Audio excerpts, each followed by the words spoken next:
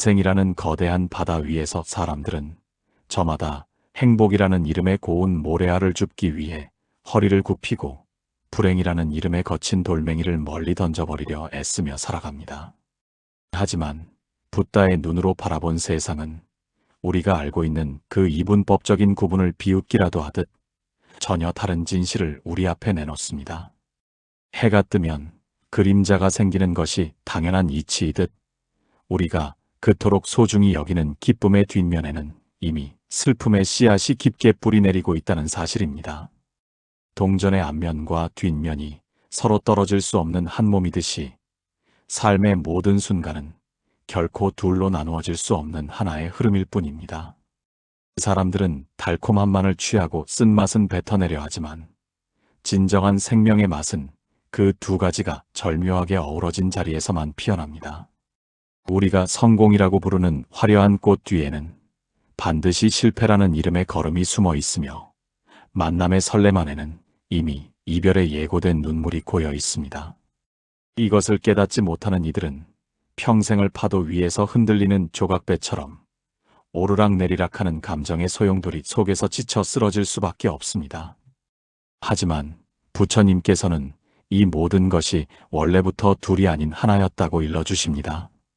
거친 파도와 고요한 바다가 실은 같은 물이듯이 우리의 삶을 괴롭히는 고통과 우리를 웃게 하는 환희는 모두 마음이라는 커다란 도화지 위에 그려진 찰나의 그림자일 뿐입니다. 이 거대한 기만을 꿰뚫어보는 순간 비로소 우리는 행복을 붙잡으려 발버둥 치지도 않고 불행을 피하려 비겁해지지도 않는 절대적인 평온의 자리에 올라서게 됩니다. 진리는 결코 멀리 있지 않으며 우리가 밀어내려 했던 그 아픈 상처 속에 이미 치유의 빛이 함께 살고 있었음을 깨닫는 것이 바로 깨달음의 시작입니다. 우리가 평생을 바쳐 쫓아다니던 그 화려한 신기루 같은 안정과 평화는 사실 밖에서 얻어지는 것이 아니라 이미 내 안에 존재하는 거대한 침묵을 발견할 때 완성됩니다. 사람들은 흔히 병이 낫기만을 바라고 가난이 사라지기만을 기도하지만 부처님의 눈에는 병든 몸 또한 우주의 순리이며 가난한 형편 역시 지나가는 바람의 한 자락일 뿐입니다. 이 모든 것을 하나로 껴안을 때 비로소 우리는 운명의 주인이 됩니다. 내가 싫어하는 사람 속에 사실은 내가 가장 고치고 싶어 했던 나의 모습이 투영되어 있고 내가 그토록 미워했던 환경이 실은 나를 가장 단단하게 단련시킨 스승이었음을 알게 되는 순간 세상은 더 이상 싸워야 할 전쟁터가 아니라 거대한 축제의 장으로 변모합니다. 행복과 불행이라는 두 갈래 길은 결국 나라는 중심점에서 만나는 하나의 원일 뿐입니다. 이 원의 비밀을 풀지 못하면 우리는 영원히 쳇바퀴를 도는 다람쥐처럼 결핍의 갈증에서 벗어날 수 없습니다. 하지만 그 원이 원래부터 막힘없이 뚫려있는 텅 빈 허공과 같음을 보는 자는 이제 그 어떤 폭풍우 속에서도 젖지 않는 마음의 옷을 입게 됩니다. 삶의 무게가 어깨를 짓누를 때 그것이 나를 죽이려는 무게가 아니라 나를 대지에 굳건히 뿌리박게 하려는 자비의 손길임을 믿어야 합니다. 모든 것이 변한다는 사실만이 유일하게 변하지 않는 진리라면 지금 겪는 이 아픔 또한 반드시 지나가 또 다른 환희의 얼굴로 돌아올 것임을 의심치 말아야 합니다. 숨을 들이마시는 것만 좋아하고 내뱉는 것을 싫어한다면 생명은 그 즉시 멈추고 말 것입니다. 내뱉지 않는 숨은 독이 되고 들이마시기만 하는 숨은 고통의 압박이 될 뿐입니다. 부처님께서는 우리가 그토록 집착하는 행복과 기필코 밀어내려 하는 불행이 바로 이 숨쉬기와 같은 관계라고 일러주십니다. 하나가 있어야만 다른 하나가 성립할 수 있는 상호의존의 진실을 망각한 채 사람들은 평생 반쪽짜리 삶을 얻기 위해 처절한 전쟁을 치릅니다. 어둠이 있기에 빛이 그 존재를 증명할 수 있고 고요한 밤이 있기에 찬란한 아침의 소중함이 드러나는 법입니다. 만약 세상에 영원한 낮만 계속된다면 모든 생명은 뜨거운 열기에 타들어갈 것이며 영원한 밤만 이어진다면 차가운 어둠 속에 얼어붙을 것입니다. 우리의 마음 또한 이와 같아서 오로지 환희만을 고집하는 것은 스스로를 메마른 광야로 내모는 일이며 시련을 거부하는 것은 생명을 키워낼 비옥한 대지를 걷어차는 행위와 같습니다. 깨달음의 눈으로 보면 행복은 화려하게 핀 꽃과 같고, 불행은 그 꽃을 피우기 위해 흙 속에서 묵묵히 썩어가는 걸음과 같습니다. 걸음 없는 꽃이 존재할 수 없듯이 아픔을 통과하지 않은 평온은 한낱 신기루에 불과합니다. 사람들은 자기가 보고 싶은 것만 보려는 선택적 눈멀매 갇혀 지냅니다. 거울 앞에 서서 젊고 생기 있는 얼굴은 내 것이라 부르며 기뻐하고, 주름지고 병든 모습은 내가 아니라며 외면하는 것과 다를 바 없습니다. 하지만 거울은 그 모든 모습을 차별 없이 비출 뿐이며 그 어떤 형상에도 스스로를 물들이지 않습니다. 부처님께서 제시하시는 둘이 아닌 문은 바로 이 거울의 성품을 담는 길입니다. 좋고 싫음이라는 분별의 장벽을 허물고 나면 그곳에는 비바람에도 흔들리지 않는 절대적인 평안이 자리 잡게 됩니다. 우리가 그토록 미워했던 불행의 얼굴을 자세히 들여다보십시오. 그 일그러진 표정 뒤에는 사실 나를 진정한 자유로 안내하기 위한 가면을 쓴 축복이 숨어 있습니다. 인생의 파도가 높게 치는 것은 나를 침몰시키기 위함이 아니라 내 안의 낡은 집착들을 씻어내어 본래의 순수함을 되찾아주기 위한 우주의 거대한 몸짓입니다. 이 진실을 받아들이는 순간 존재를 짓누르던 기만의 사슬은 힘없이 풀려나갑니다. 비가 오면 젖고 바람이 불면 흔들리면서도 그 모든 흐름을 거대한 하나의 춤으로 수용하는 지혜가 피어납니다. 행복이라는 이름에 덫에서 풀려나고 불행이라는 이름의 공포를 끊어버릴 때 비로소 우리는 참된 해방의 공기를 마시게 됩니다. 이것은 단순한 위로가 아니라 우리가 평생을 속아온 이분법의 환상을 무너뜨리는 준엄한 폭로입니다. 세상을 살아가며 우리가 겪는 가장 큰 착각은 좋은 것은 영원히 곁에 두고 싫은 것은 영원히 멀리할 수 있다는 믿음입니다. 마치 흐르는 강물을 손바닥으로 막아 세우려는 것처럼 부질없는 이 시도는 결국 우리의 영혼을 마르게 하는 근원이 됩니다. 부처님께서는 이 세상을 하나의 거대한 바다로 보셨습니다.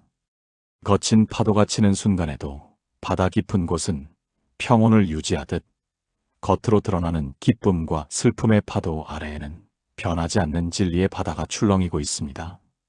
파도는 물을 떠나 존재할 수 없고 물은 파도라는 몸짓을 통해 자신의 살아있음을 증명합니다.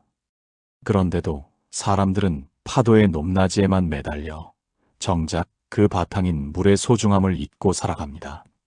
내가 지금 움켜쥐고 있는 행복이라는 이름의 조개 껍데기는 시간이 지나면 부서져 가루가 될 운명이며 나를 아프게 찌르는 불행이라는 이름의 가시 또한 결국은 흙으로 돌아갈 찰나의 현상일 뿐입니다.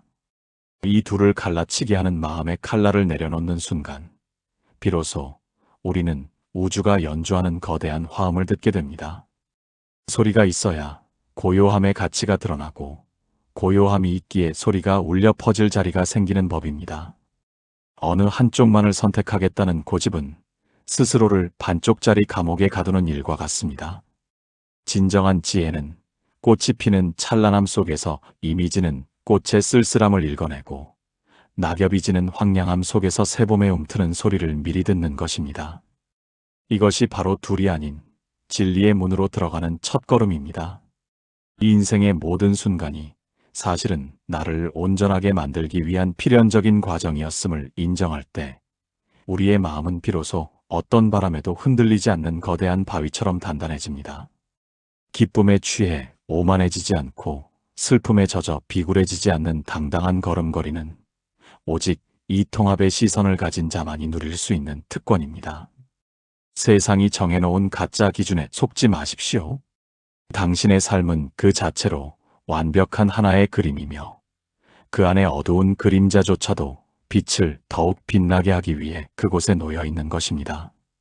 우리를 고통의 늪으로 몰아넣는 근본적인 원인은 바로 나라는 가짜 우상을 세워두고 그 울타리 안에서만 세상을 바라보기 때문입니다. 마치 투명한 유리병 속에 갇힌 공기가 자신을 바깥에 드넓은 허공과 다르다고 생각하는 것과 같습니다. 병이 깨지는 순간 그 안의 공기는 자연스럽게 전체의 허공과 하나가 되듯 우리의 마음 또한 나라는 단단한 껍질을 부술 때 비로소 우주의 거대한 생명력과 맞닿게 됩니다. 부처님께서는 우리가 그토록 애지중지하며 가꾸는 자아라는 것이 실상은 인연에 따라 잠시림 모였다 흩어지는 구름과 같다고 말씀하십니다.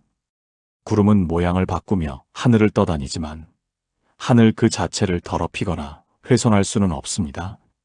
우리의 삶도 이와 같아서 살면서 겪는 수많은 사건과 감정들은 그저 마음이라는 하늘을 지나가는 구름일 뿐입니다. 하지만 사람들은 지나가는 먹구름을 붙잡고 내 것이라며 울고 잠시 비치는 햇살을 영원히 소유하려다 절망에 빠집니다. 나라는 고집을 내려놓으면 행복과 불행은 더 이상 나를 공격하는 화살이 되지 못합니다. 화살이 관역을 뚫고 지나가듯 모든 자극이 허공을 지나가듯 그렇게 흘려보낼 수 있는 초연함이 생겨납니다. 이것은 감정이 메마른 상태가 아니라 오히려 모든 생명을 내 몸처럼 아끼는 거대한 자비의 발로입니다. 내가 따로 없으므로 남이 따로 없고 남이 없으므로 세상 모든 아픔이 곧 나의 아픔이 되는 경지에 이르는 것입니다. 이 자아를 넘어서는 깨달음 속에서는 성공도 실패도 그저 우주가 벌이는 한판의 놀이에 불과합니다. 내가 잘났다고 으스댈 일도 없고 못났다고 자책할 이유도 사라집니다. 그저 주어진 인연의 길을 따라 묵묵히 걸어가며 발끝에 닿는 풀 한 포기와 머리 위를 지나는 바람 한 점에서도 존재의 환희를 느끼게 됩니다. 우리가 그토록 찾아 헤매던 평화는 나를 채우는 것이 아니라 나를 비우는 것에서 시작됩니다. 비워진 그릇만이 무엇이든 담을 수 있고 비워진 방만이 사람을 머물게 할 수 있는 이치와 같습니다. 마음의 창을 활짝 열고 나라는 좁은 방에서 걸어 나오십시오. 그곳에는 행복과 불행의 구분이 사라진 끝없이 넓고 푸른 진리의 대지가 당신을 기다리고 있습니다. 인생의 시련이 닥칠 때 우리는 흔히 왜 나에게만 이런 일이 일어나는지 원망하며 하늘을 탓하곤 합니다. 하지만 부처님께서는 그 아픈 가시조차도 당신의 본래 모습을 찾아주기 위한 자비로운 손길이라고 가르치십니다. 마치 단단한 쇠가 뜨거운 불길 속에 들어가야만 불순물을 털어내고 명검으로 거듭나듯 우리의 영혼 또한 고통이라는 용광로를 거치며 비로소 금강석 같은 단단함을 얻게 됩니다. 우리가 행복이라고 부르는 안락한 시간은 우리를 잠들게 하지만 불행이라고 부르는 아픈 시간은 우리를 깨어나게 합니다. 잠든 채로 꿈속의 사탕을 먹는 것보다 비록 쓰더라도 잠에서 깨어나 진실의 태양을 마주하는 것이 훨씬 더 가치 있는 일입니다. 모든 괴로움은 사실 우리가 쥐고 있는 가짜 집착을 내려놓으라는 우주의 신호입니다. 손에 든 뜨거운 숯덩이를 내려놓지 않으면서 손이 뜨겁다고 울부짖는 것이 우리의 어리석은 모습입니다. 뜨거움을 느끼는 그 순간 손을 펴기만 하면 고통은 즉시 멈춥니다. 이처럼 내려놓음은 포기가 아니라 가장 적극적인 자기 구원의 행위입니다. 우리가 좋은 인연이라고 부르는 사람도 실상은 나를 시험하는 도구일 수 있고 악연이라고 부르는 이가 오히려 나를 가장 깊이 성찰하게 만드는 스승일 수 있습니다. 부처님의 눈에는 이 세상 모든 존재가 서로를 깨우기 위해 협력하는 거대한 오케스트라와 같습니다. 불협화음처럼 들리는 소리조차도 전체의 곡조 안에서는 반드시 필요한 음표인 셈입니다. 인생의 겨울이 길다고 슬퍼하지 마십시오. 대지 아래에서는 이미 봄을 준비하는 생명의 맥박이 힘차게 뛰고 있습니다. 눈보라가 치는 것은 씨앗을 죽이려는 것이 아니라 해충을 없애고 흙을 단단하게 하여 더 큰 결실을 맺게 하려는 배려입니다. 이 전체적인 시각을 회복할 때 우리는 비로소 삶의 모든 순간을 축복으로 받아들일 수 있습니다. 아픔 속에서도 미소 지을 수 있는 여유는 고난이 나를 파괴하는 것이 아니라 나를 완성하는 과정임을 믿는 확신에서 나옵니다. 행복과 불행이라는 양극단의 그네 타기를 멈추고 그 그네를 지탱하고 있는 부동의 기둥을 바라보십시오. 그곳이 바로 당신이 평생을 찾아 헤매던 안식의 고향입니다. 세상 모든 만물은 끊임없이 변하며 단 한순간도 고정된 모습으로 머물지 않습니다. 강물은 흐르고 바람은 지나가며 꽃은 피었다지는 것이 우주의 영원한 율동입니다. 그런데도 우리는 변하는 것들 속에서 변하지 않는 무언가를 붙잡으려 안간힘을 씁니다. 젊음을 붙잡으려 하고 권력을 유지하려 하며 사랑이 영원하기를 기도합니다. 이러한 거슬러 올라가는 마음이 바로 모든 불행의 시작입니다. 부처님께서는 흐르는 물에 몸을 맡기듯 삶의 흐름에 순응할 때 비로소 참된 자유를 얻는다고 하셨습니다. 순응한다는 것은 무기력하게 끌려가는 것이 아니라 변화의 파도를 타고 넘실거리는 능숙한 뱃사공이 되는 것입니다. 파도가 높으면 높은 대로, 낮으면 낮은 대로 그 흐름을 즐기는 마음가짐이 필요합니다. 우리가 성취라고 부르는 높은 산 꼭대기에 올랐을 때 그곳에 영원히 머물 수 없음을 미리 아는 자는 내려가는 길에서도 절망하지 않습니다. 오히려 산 아래로 내려가야만 또 다른 산을 오를 수 있고 넓은 들판을 만날 수 있다는 순환의 지혜를 즐깁니다. 인생의 후반부에 들어서며 기력이 쇠하고 기억이 흐릿해지는 것 또한 자연스러운 저녁 노을의 시간입니다. 노을이 아름다운 이유는 찬란했던 태양의 뜨거움을 내려놓고 온 세상을 부드러운 빛으로 껴안기 때문입니다. 우리네 인생도 이와 같아서 욕망의 불길을 끄고 난 뒤에 찾아오는 은은한 평화는 청춘의 열정보다 훨씬 더 깊고 그윽한 향기를 풍깁니다. 텅 빈 그릇이 세상의 모든 소리를 담아내듯 집착을 비워낸 마음은 우주의 모든 지혜를 받아들이는 성스러운 그릇이 됩니다. 이제 더 이상 무언가를 이루려 애쓰지 않아도 됩니다. 당신은 이미 존재 그 자체로 충분하고 완벽한 우주의 꽃입니다. 행복을 찾아 밖으로 달리던 발걸음을 멈추고 지금 이 순간 당신의 가슴 속에 흐르는 고요한 강물의 소리에 귀를 기울여 보십시오. 그곳에는 행복도 불행도 삶도 죽음도 하나로 어우러져 흐르는 영원한 생명의 바다가 있습니다. 밖을 향했던 시선을 돌려 안을 비추는 지혜의 등불을 켜는 순간 당신이 서 있는 그 자리가 바로 부처님이 거니시던 극락의 정원이 될 것입니다. 모든 분별이 끊어진 자리, 그곳에서 당신은 비로소 세상이라는 기만극에서 벗어나 진정한 주인공으로 거듭나게 됩니다. 세상의 모든 갈등은 옳음과 그름이라는 날카로운 칼날을 세워 서로의 심장을 겨누는 데서 시작됩니다. 하지만 부처님의 시선으로 바라본 진리의 마당에는 애초에 승리자도 패배자도 존재하지 않습니다. 전쟁터에 자욱한 먼지가 가라앉고 나면 남는 것은 차가운 대지뿐이듯 우리가 그토록 치열하게 다투던 명분과 논리 또한 시간이 흐르면 한 줌의 재로 변할 허망한 그림자일 뿐입니다. 진정으로 깨어있는 자는 옳다는 생각의 감옥에 갇히지 않으며 틀리다는 판단의 늪에 빠지지 않습니다. 마치 드넓은 대지가 향기로운 꽃과 오염된 오물을 차별 없이 받아들여 똑같이 거름으로 삼는 것처럼 삶의 모든 모순을 한 그릇에 담아 녹여내는 것이 바로 둘이 아닌 마음의 실천입니다.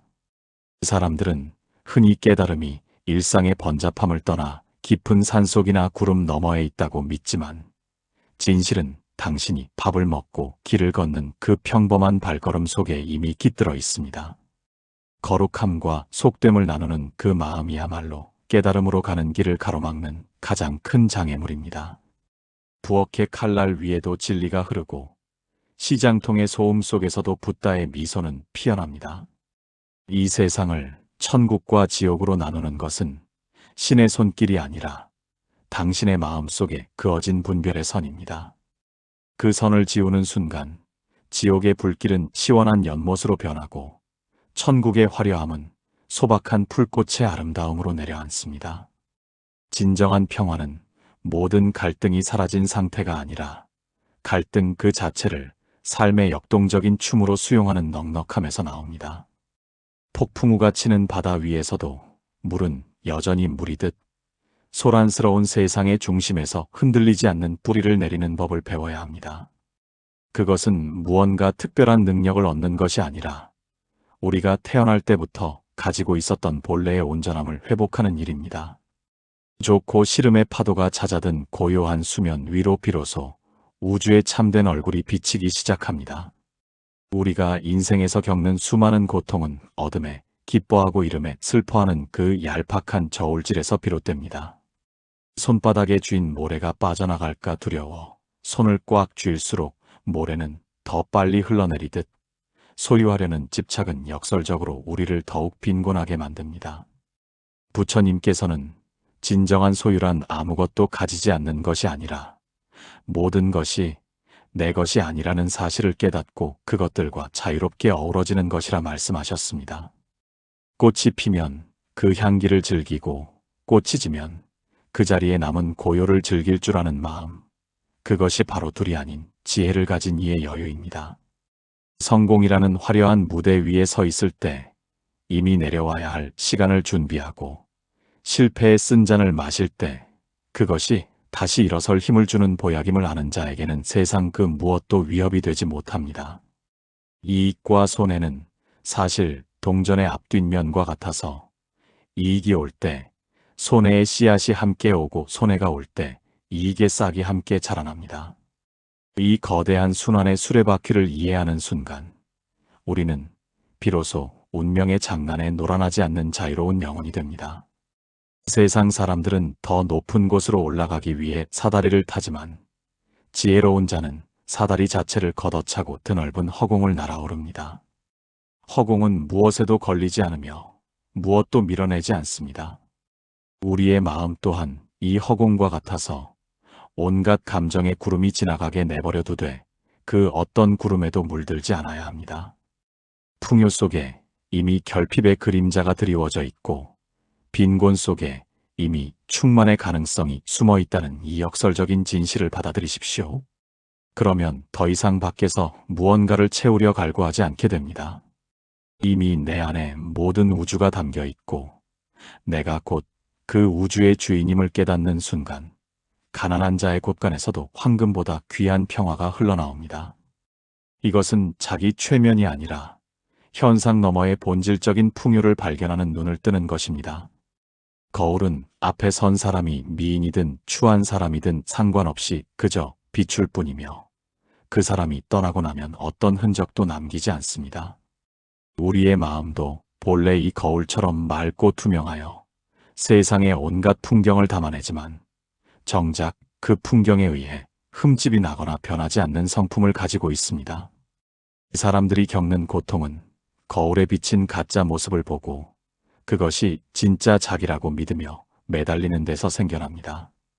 슬픈 영화를 보며 눈물을 흘리다가도 영화가 끝나면 일상으로 돌아오듯 우리 삶이라는 거대한 연극 속에서 겪는 희로애락 또한 잠시 무대 위에 올려진 배역일 뿐입니다.